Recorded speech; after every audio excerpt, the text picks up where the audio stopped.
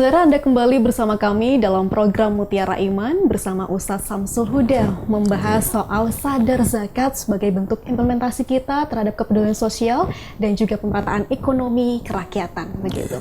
Ustadz, tadi menarik bahwasanya lembaga zakat ini konsepnya begitu berguna untuk masyarakat luas tentunya. Betul.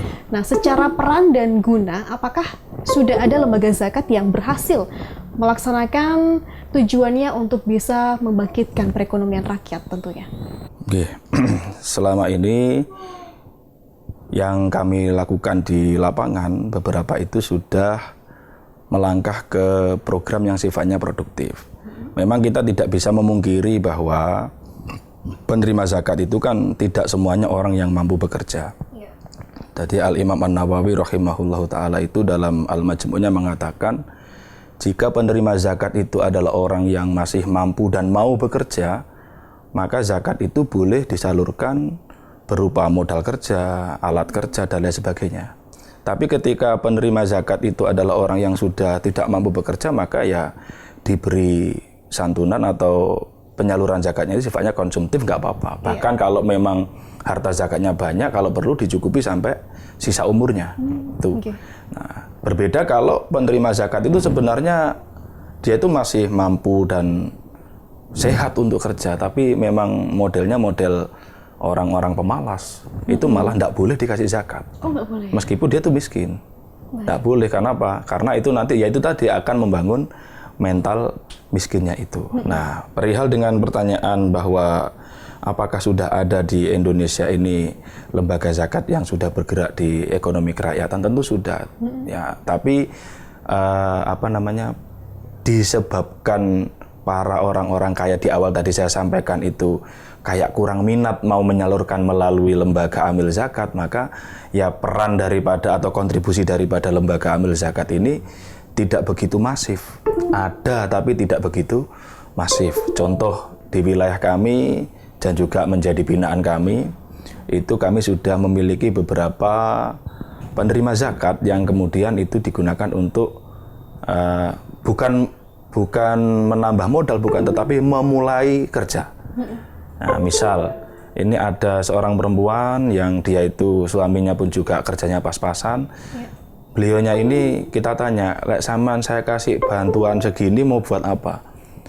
"Saya mau buat laundry kecil-kecilan, Ustadz." Ya kita kasih. Akhirnya kita kasih dana stimulan, dia itu kemudian membuka laundry.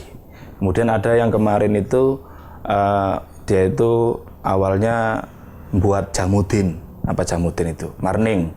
Nah, yang awalnya digoreng manual pakai wajan itu kemudian dia tahu ada alat yang bisa memproduksi lebih banyak. Akhirnya itu butuh biaya berapa? Kisaran 2,5 juta. Akhirnya kita ambilkan dari zakat untuk diberikan kepada yang bersangkutan untuk membeli alat itu. Nah, sehingga penerima zakat ini betul-betul menggunakan zakat mal itu untuk hal yang produktif, tidak habis di waktu itu saja. Dimana kemudian para penerima zakat itu tidak sekedar kemudian kita kasih, kemudian kita tinggal, tidak. Para penerima zakat itu kita masukkan ke semacam grup, bisa WhatsApp atau bisa Telegram dan lain sebagainya, dimana tugasnya nggak kok laporan kayak di depan auditor, tidak. Yang penting dia foto, misalkan hari ini melayani laundry sekian, ya 1 minggu sekali atau 2 minggu sekali atau 1 bulan sekali begitu. Nah, bahkan ada yang pakai sistem kambing bergulir. Kambingnya difoto pas melahirkan itu, kambingnya melahirkan. Itu sebagai bentuk monitoring lembaga bahwa oh ternyata mereka yang menerima zakat mal itu, zakat itu berkelanjutan, betul-betul produktif. Bukan zakat itu dimakan kemudian habis, tetapi dari zakat itu digunakan untuk bekerja yang kemudian menghasilkan sesuatu untuk dimakan. Begitu. Baik.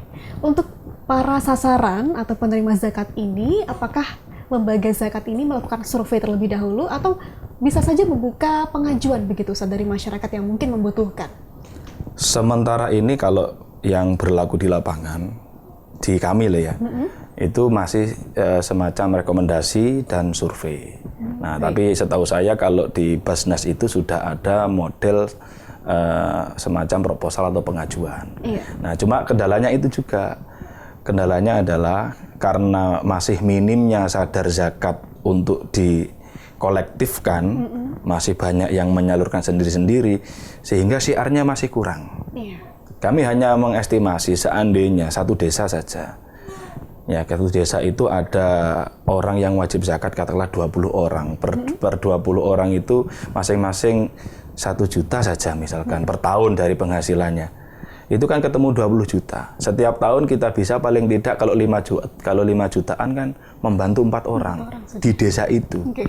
Nah, kalau 2 tahun, 3 tahun, berapa orang yang terbantukan? Mereka yang asalnya pengangguran menjadi memiliki pekerjaan dengan harta zakat yang terkumpul dari para agniya, orang-orang kaya itu. Baik, ini menarik sekali ya Ustadz ya. Tidak hanya butuh kesadaran untuk membayar zakat, tapi juga kesadaran untuk membayar zakat secara kolektif, agar zakat ini bisa dikelola secara produktif begitu. Betul. Saya sempat teringat dengan pengalaman Ustadz Habib Ja'far begitu, yang berpengalaman memberikan bantuan kepada orang yang membutuhkan berupa gerobak untuk berjualan begitu. Betul. Nah ternyata gerobaknya dijual Ustadz. Karena memang Lepas. mungkin tidak diawasi begitu ya. Ya, Nah, pengawasan ini pemberian sangat penting sekali. Betul. Seperti yang saya sampaikan tadi, bisa melalui kontrol di grup, kemudian dikontrol bagaimana laporan per minggu, per bulannya begitu ya. Betul. Kalau misalkan menurut Ustadz Samsul Huda, bagaimana memandang tantangan pengelolaan zakat di Indonesia ini? Ya, tantangan di Indonesia itu memang sekali lagi lebih kepada masyarakat yang masih terasa asing. Lembaga zakat itu terasa asing. Coba kita lihat di wilayah-wilayah itu, kan berbeda dengan counter HP. Okay. Kalau counter HP kan otomatis sudah terkenal, jualan pulsa terkenal. Tapi kalau lembaga amil zakat atau badan amil zakat ini apa? Mungkin tahunya cuma ketika Ramadan. Ketika kita Ramadan, waktu zakat fitrah itu masyarakat berbondong-bondong membayar zakat ke sana. Nah itu sudah ada kemajuan lah, karena sudah ada kesadaran untuk zakat fitrah ke lembaga amil zakat. Besok coba zakat malnya disalurkan melalui lembaga amil zakat, sehingga supaya tantangan kita sebagai lembaga amil zakat itu yang merasa diasingkan oleh masyarakat itu bisa teratasi gitu. Baik. Selama ini masalah yang paling pokok itu masyarakat masih merasa asing, dan juga mungkin kurangnya sosialisasi kita juga kadang-kadang ya, sehingga masyarakat juga kurang mengenal apa itu amil zakat karena gitu. Baik, di era digital ini tentunya banyak kemudahan yang bisa dilakukan ya Ustadz ya. Betul. Untuk pembayaran secara online mungkin sudah biasa dilakukan? Di lembaga amil zakat, setahu saya sudah melakukan itu. Tetapi gerakan itu nanti kurang terasa di masyarakat. Justru kalau kami itu, karena di masyarakat kan Gen Z-nya kan masih belum banyak. Yang banyak itu orang-orang yang sepuh-sepuh itu masih generasi old kan, generasi dulu kan. Sehingga kalau saya sendiri itu lebih menekankan bagaimana pengelolaan zakat fitrah itu lembaganya sifatnya masih konvensional. Nah, cuma lebih dimasifkan saja di masing-masing wilayah. Kadang-kadang masyarakat itu berpikir, ini nanti saya salurkan melalui online, jangan-jangan tidak tersalurkan kepada penerima, kan begitu. Tetapi kalau konvensional di di desa, katakanlah ada satu desa satu amil misalkan, maka orang-orang kaya di situ kan tidak repot. Yang mengelola ya orang desanya sendiri, yang menerima juga orang desanya sendiri, sehingga orang yang berzakat pun tahu, oh zakat saya ini ternyata berguna untuk itu. Itu bisa ternak kambing, bisa ternak ayam, bisa buka laundry, bisa buka warung, dan seterusnya melalui zakat yang disalurkan kepada amil zakat di setiap desa. Nah, tapi juga kita tidak menutup kemungkinan tetap ada zakat yang melalui online. Bahkan di toko-toko semacam Indomaret dan lain-lain itu sepertinya beberapa sudah ada yang berafiliasi dengan badan amil zakat maupun lembaga amil zakat, sehingga bisa membayar zakat melalui barcode QRIS itu ya, itu sudah ada semacam itu. Nah, cuma kalau di wilayah pedesaan hal itu masih sulit terjangkau kayaknya. Begitu.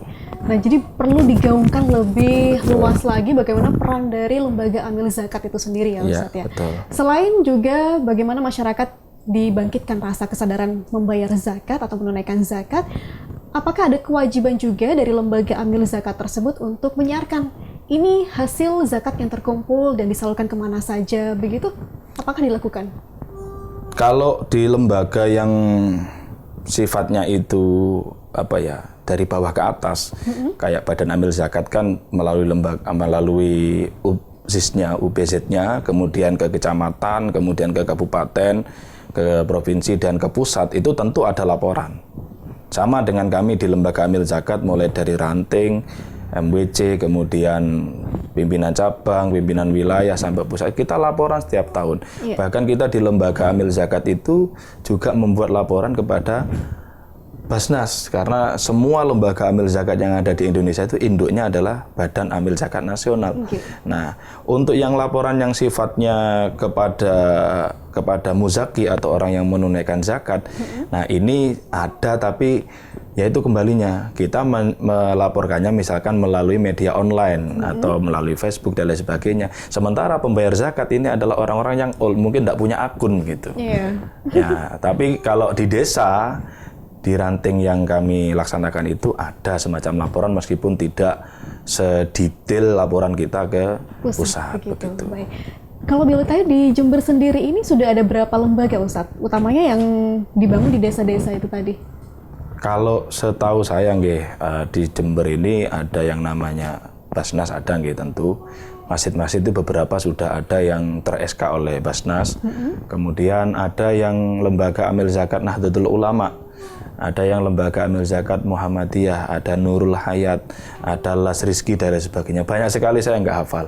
Dan semuanya itu punya peran masing-masing, punya sistem masing-masing. Nah, kalau saya sendiri lebih di Nahdlatul Ulamanya, di Lazisnu itu yang kami lakukan di desa kami begitu. Iya. Selain juga menyadarkan masyarakat tentang pentingnya zakat, ada juga problem yang tadi kita sempat diskusikan bahwasanya mental miskin. Menurut Ustadz Samsul Huda yang juga sekaligus sebagai penyuluh begitu ya, bagaimana untuk menyikapi hal tersebut?